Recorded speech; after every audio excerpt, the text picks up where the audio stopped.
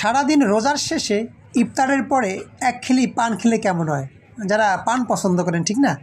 গতকাল গিয়েছিলাম বলিবদ্ধ বাজারে। বলিবদ্ধ বাজারের পশ্চিম পাশে তাঁত বস্ত্র মেলা বসেছে। সেখানে এক ভাই পান বিক্রি করতেছেন। ওনার দেশের বাড়ি খুলনা, নাম কবির শেখ। ওনার কথাগুলো একটু শুনে যান।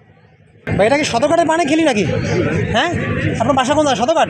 আপনারা খুলনা, এটা সদরঘাটের মডেল, সদরঘাটের আইটেম। ওখানে কি পান বিক্রি করতেন? কত বছর যাবত? এটা হচ্ছে সদরঘাটের উৎপাদন জায়গা, উৎপাদন ওখানে তৈরি হয় আর কি, না? ওখানে ব্যবসায়ীরা থেকে শুরু।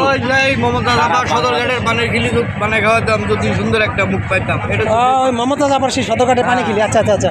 ভাই, নাম কি? আপনার নামটা? মোহাম্মদ কবির শেখ। কত বছর ব্যবসা করেন এটা? 15 বছর। 15 বছর যাবত এই পানের ব্যবসা করছে। দর্শক দেখুন পানটা কত সুন্দর সাজাইছে। অস্বাভাবিক একটা সুন্দর দৃশ্য। আসলে হাতের কাজে এত সুন্দর, বিভিন্ন প্রকার মিষ্টি মশলা সম্ভবত এটা। এই যে সদরঘাটের খিলি 10 টাকা এখানে পিস, না? 10 টাকা পিস খিলি এখানে বানানো আছে।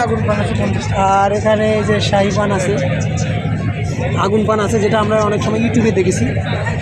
খুব সুন্দর একটা পরিবেশ, ভালো লাগলো। আর ভাই 15 বছর যাবত অভিজ্ঞতা, পানি বিক্রি করতেছেন।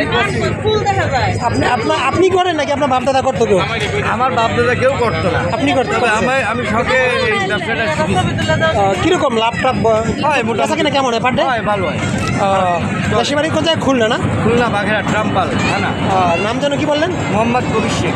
কবির শেখ? কবির শেখ, মোহাম্মদ কবির শেখ ভাইয়ের নাম। যা খুব ভালো লাগলো দর্শক।